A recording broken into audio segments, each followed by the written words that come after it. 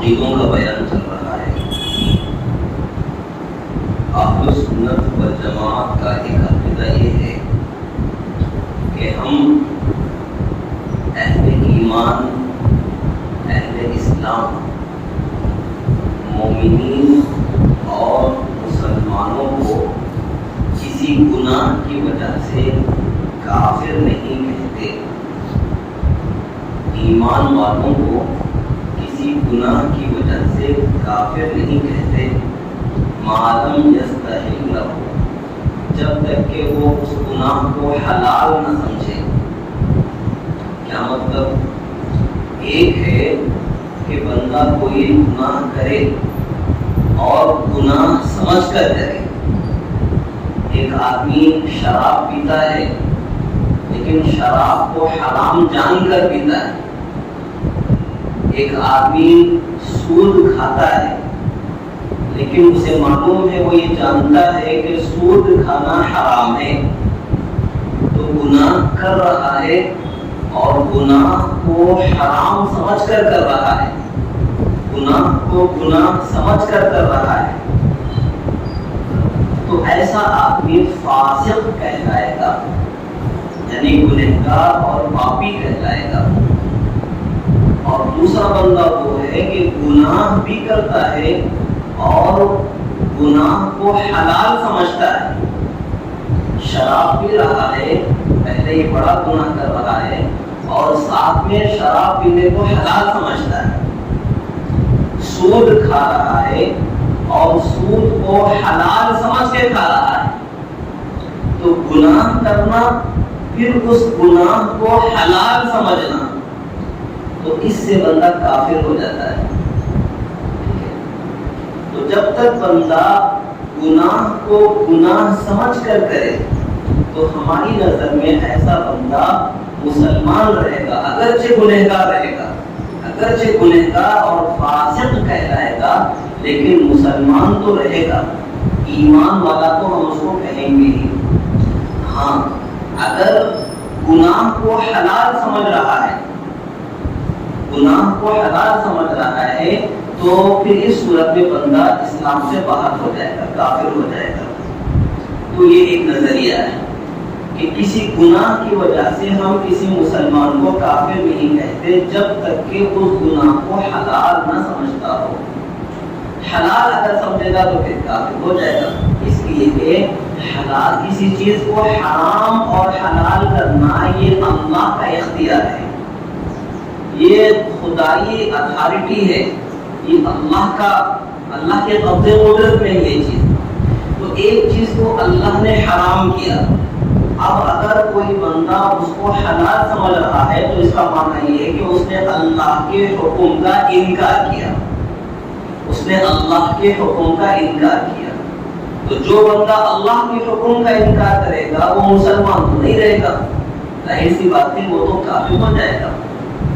اسی لیے نمبر ایک، گناہوں سے بچنا چاہیے، اس لیے کہ گناہ کی وجہ سے آدمی اللہ اور رسول کی نظر سے گر جاتا ہے، اور گناہ کے بہت ساری وعیدیں قرآن مجید میں اور احادیث رسول میں اللہ کے حبیب محمد پاک صلی اللہ علیہ وسلم نے بیان فرمائی ہے کہ نماز نہیں پڑھنے والوں کو کیا عذاب دیا جائے گا، سود خوروں کو کیا عذاب دیا جائے گا، زنا کاروں کو کیا عذاب دیا جائے گا، بے حیا لوگوں کے ساتھ کیا کیا جائے گا، بہت سارے گناہوں کے بارے میں وعیدیں سنائی گئی ہیں۔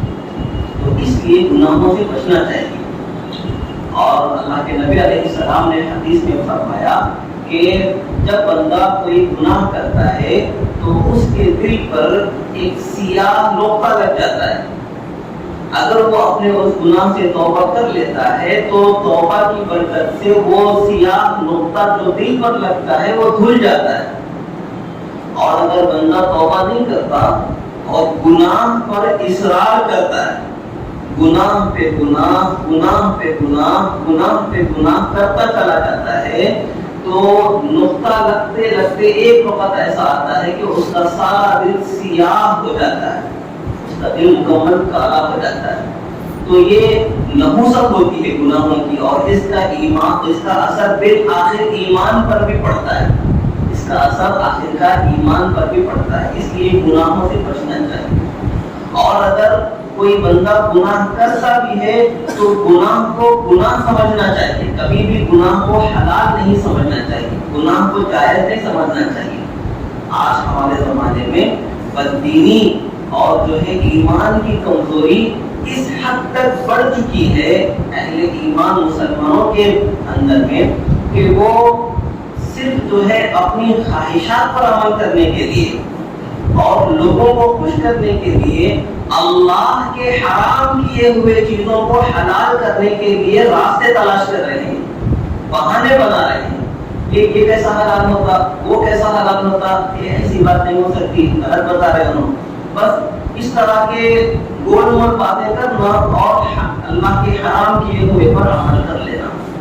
تو جو لوگ اس راستے پر چل رہے ہیں، حالانکہ وہ اپنی زبانوں سے خود کو مسلمان کہتے ہیں، خود کو مسلمان بھی کہتے ہیں، اور حرکتیں ان کی اس طرح کی ہے، تو پھر ان کو خطرناک انجام سے جو ہے اللہ کی پناہ مانگنی چاہیے۔ ان کا انجام بہت برا ہونے والا ہے، اس لیے کہ جو لوگ ایسی جرأتیں کرتے ہیں، اللہ پاک ایمان کی دولت ان کے پاس نہیں رکھتے بلکہ چھین لیتے ہیں۔ جو اللہ ایمان کی دولت عطا کرنے پر قدرت رکھتے ہیں، ناقدری ہونے کی صورت میں اس ایمان کو چھین لینے کے بھی اللہ طاقت رکھتے ہیں۔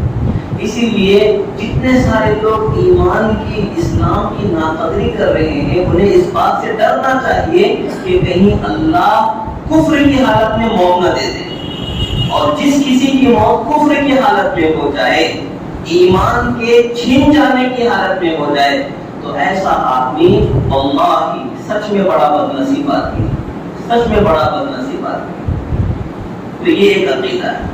ولا نقول لا يضر مع الايمان ذنب لمن عمله۔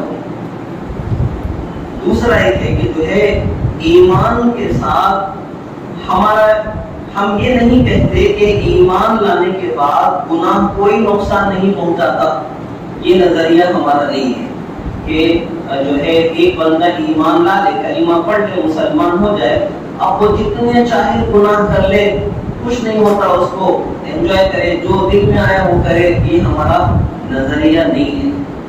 اسلامی تاریخ میں ایک گمراہ فتنہ پیدا ہوا تھا، ایک گمراہ فرقہ پیدا ہوا تھا، اس کا یہ نظریہ تھا کہ وہ یہ کہتے تھے کہ ایمان لانے کے بعد میں سے جتنے چاہے آدمی گناہ کر لے، اس کے ایمان کو کوئی نقصان نہیں ہوتا، اسے کچھ نہیں ہوتا، بس بندہ جو دل میں آئے وہ کرتا چلا جائے۔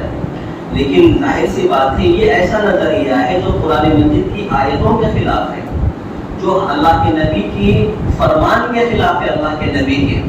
اسی لیے ہمارا یہ نظریہ نہیں ہے۔ ابھی میں نے آپ کے سامنے تفصیلات بتائی کہ گناہ کے وعیدیں بھی اللہ نے قرآن مجید میں بیان کی ہیں کہ گناہ کرنے کے نتیجے میں کیسے کیسے عذاب اللہ نے مقرر فرمائے ہیں، قرآن اور حدیث میں ہمیں اس کا پتہ ملتا ہے۔ اور پھر اللہ کے نبی کی حدیث کی روشنی میں نے بتایا کہ گناہ کا اثر دل پر کس طرح سے ہوتا ہے، اور بالآخر ایسے ناقدروں کے ساتھ اللہ کا ایسا سخت معاملہ ہوتا ہے کہ اللہ جو ہے ایمان کی دولت بھی واپس لے سکتے ہیں، اللہ سب کی حفاظت فرمائے۔ تو یہ نظریہ ہمارا نہیں، تو اہل سنت والجماعت کا یہ نظریہ نہیں ہے کہ ایمان لانے کے بعد گناہ آدمی کو کوئی نقصان نہیں پہنچاتا، ایسا ہمارا نظریہ نہیں ہے، بلکہ نقصان پہنچاتا ہے۔ وَنَرْجُو لِلْمُحْسِنِينَ أَن يَعْفُوَ عَنْهُمْ وَلَا نَأْمَنُ عَلَيْهِمْ وَلَا نَشْهَدُ لَهُمْ بِالْجَنَّةِ۔ اور نیک لوگوں کے بارے میں ہم یہ امید رکھتے ہیں کہ اللہ ان کو معاف فرما دیں گے۔ نیک لوگوں کے بارے میں ہم یہ امید رکھتے ہیں کہ اللہ ان کو معاف فرما دیں گے۔ وَلَا نَأْمَنُ عَلَيْهِمْ، ہم اللہ کے عذاب سے بالکل بے خوف نہیں ہوتے، اللہ کے عذاب سے بالکل بے خوف نہیں ہوتے. وَلَا نَشْهَدُ لَهُمْ بِالْجَنَّةِ اور نہ ہی یقینی طور پر ہم یہ کہہ سکتے ہیں کہ وہ جنت ہی میں جائیں گے. ہم یقینی طور پر نہیں کہہ سکتے، اس لیے کہ بندہ دنیا میں ہماری نظروں کے سامنے ہے، اس کے اعمال بظاہر نیک ہے، تو ہم امید کر سکتے ہیں کہ یہ بندہ اللہ کی بارگاہ میں مقبول ہوگا، اس کی خطائیں اللہ معاف فرمائیں گے، اسے جنت میں داخلہ اللہ نصیب فرمائیں گے. ہم امید کر سکتے ہیں، یقینی طور پر نہیں کہہ سکتے. کیوں نہیں کہہ سکتے؟ اس لیے کہ ہمیں کیا پتہ کہ جو نیک اعمال یہ بندہ کر رہا ہے اللہ کی بارگاہ میں قابل قبول بھی ہے یا نہیں ہے. اللہ کے پاس اس کا کیا مقام اور مرتبہ ہے ہم نہیں جانتے. اسی لیے ہم امید کرتے ہیں کہ نیک لوگوں کو اللہ معاف فرما دیں گے اور ہم اللہ کے عذاب سے بے خوف نہیں ہوتے. وَلَا نَشْهَدُ لَهُمْ بِالْجَنَّةِ اور نہ ہی یقینی طور پر ہم یہ جو ہے فیصلہ کر سکتے ہیں کہ وہ یقینی طور پر جنت ہی میں جائیں گے. اس کرنے کا کام کیا ہے؟ وَنَسْتَغْفِرُ لِمُسِيئِهِمْ ہم گنہگار مومنوں کے لیے مغفرت کی دعائیں مانگتے ہیں اللہ سے. اپنے لیے بھی مانگتے ہیں، نیک لوگوں کے لیے بھی مانگتے ہیں، برے لوگوں کے لیے بھی مانگتے ہیں، پوری امت کے مسلمانوں کے لیے اللہ سے مغفرت کی دعا مانگتے ہیں. اس لیے کہ اللہ نے پوری امت کے درمیان میں بھائی کا رشتہ بنا دیا ہے. المؤمن اخو المؤمن، المسلم اخو المسلم، یہ ایک ایمان والا دوسرے ایمان والے کا بھائی ہے. تو اللہ نے سارے ایمان والوں کے درمیان میں ایمانی بھائی چارگی کا رشتہ قائم فرما دیا اور سب کو آپس میں ایک دوسرے کے لیے دعا کرنے کا حکم فرمایا ہے. اور نبیوں کو، نبی کو اور فرشتوں کو بھی اللہ نے ایمان والوں کے لیے دعا کرنے کا حکم فرمایا. تو اس لیے ہم یہ کام کرتے ہیں کہ ایک دوسرے کے لیے دعائیں کرنے کا اہتمام کرتے ہیں. جو ہمارا جو ہے مومن بھائی رخصت ہو جاتا ہے تو آپ سب کو معلوم ہے کہ ہم نماز جنازہ پڑھتے ہیں جس میں مغفرت کی دعا ہم مانگتے ہیں اللہ سے. اور اس کے علاوہ بھی جب بھی موقع ملتا ہے اپنے مرحومین کے لیے مغفرت کی دعائیں اللہ سے مانگتے رہتے ہیں. تو یہ طریقہ ہے اہل سنت والجماعت کا. وَنَخَافُ عَلَيْهِمْ اور ان کے بارے میں اللہ کے عذاب سے ڈرتے رہتے ہیں کہ ہو سکتا ہے اللہ کا عذاب ان پر جو ہے نافذ ہو جائے. ممکن ہے کہ اللہ کا عذاب ان کو. وَلَا نَقْنَطُهُمْ اور ہم مایوس نہیں ہوتے، اللہ کی رحمت سے مایوس نہیں ہوتے. تو معلوم ہوا کہ ایمان والوں کا طریقہ یہ ہے کہ اللہ کے عذاب سے بے خوف بھی نہیں ہوتے اور اللہ کی رحمت سے مایوس بھی نہیں ہوتے. اللہ کے عذاب سے بے خوف بھی نہیں ہوتے اور اللہ کی رحمت سے مایوس بھی نہیں ہوتے. ایمان والے کا کام یہ ہے کہ زندگی خوف اور امید کے درمیان گزارے، خوف اور امید کے درمیان گزارے. یہاں تک کہ حدیث کے حوالے سے علماء بیان فرماتے ہیں کہ اگر ایمان والے کے خوف اور امید کو دو پلڑوں میں تولا جائے تو دونوں کے دونوں برابر ہو، نہ کوئی کم نہ کوئی زیادہ، دونوں کے دونوں ہم وزن اور برابر ہو. تو اس طرح سے جتنا خوف ایمان والے کے دل میں اللہ کے عذاب کا ہونا چاہیے اتنی امید ہونی چاہیے، جتنی امید ہونی چاہیے اتنا ہی خوف بھی ہونا چاہیے. تو ایمان والے کی زندگی اللہ کے خوف اور اللہ کی رحمت کی امید کے درمیان میں گزرنی چاہیے. تو نہ تو جو ہے اتنا خوف ہونا چاہیے کہ اللہ کی رحمت سے ہی مایوس ہو جائے کہ بھائی اب میرے کو تو اللہ معاف بھی نہیں کریں گے، اس لیے معافی مانگنا بھی میرا فضول ہے، توبہ کرنا بھی میرا فضول ہے، اس لیے کہ میرے گناہ اتنے ہیں کہ اللہ معافی نہیں کریں گے میرے کو. اس طرح سوچنا یہ اللہ کی رحمت سے مایوس ہو جانے والی بات ہے. اور یہ سوچنا کہ میں جو چاہوں کر لوں، اللہ رحمان رحیم ہے، میں منمانیاں کر لیتا ہوں زندگی میں، اللہ معاف کرنے والا ہے، یہ اللہ کے عذاب سے بے خوف ہو جانے والی بات ہے. یہ دونوں صورتیں آدمی کو دین سے باہر کر دیتی ہیں. اللہ کے جو ہے عذاب سے بے خوف ہو جانا، اس سے بھی آدمی دین سے باہر ہو جاتا ہے.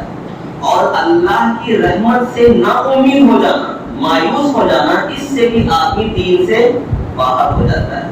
اسی لیے جتنی امید اللہ کی رحمت سے ہونی چاہیے اتنا ہی اللہ کے عذاب سے خوف بھی آدمی کو ہونا چاہیے.